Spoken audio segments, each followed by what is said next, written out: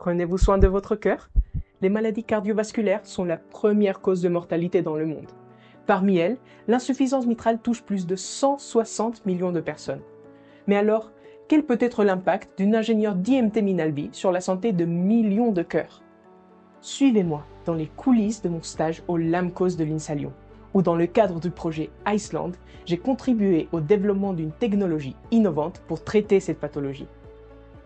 La valve mitrale contrôle le flux sanguin du cœur. Quand elle ne se referme plus correctement, le sang reflue. C'est ce qu'on appelle l'insuffisance mitrale. Une annuloplastie permet de la réparer en venant poser un anneau qui va faciliter la fermeture étanche de la valve.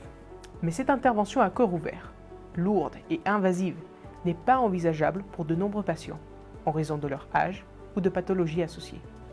L'enjeu aujourd'hui, rendre cette intervention moins invasive pour soigner davantage de patients.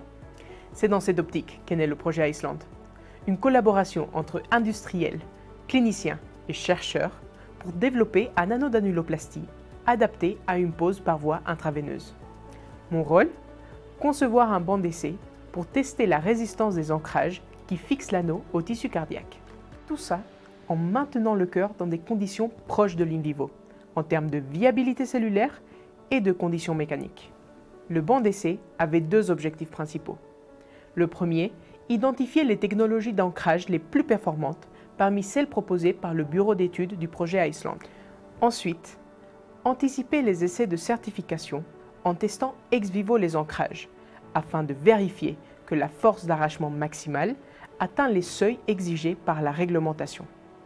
Concrètement, j'ai conçu, testé et lancé la fabrication d'un banc d'essai et de 3 systèmes pouvant recréer l'environnement de la valve mitrale. Les résultats ont été cruciaux pour améliorer la conception du dispositif. À terme, le banc d'essai permettra de gagner du temps et de l'argent dans les prochaines étapes du développement.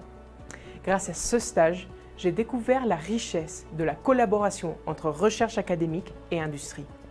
J'ai évolué dans un environnement stimulant où autonomie, créativité et rigueur scientifique étaient clés.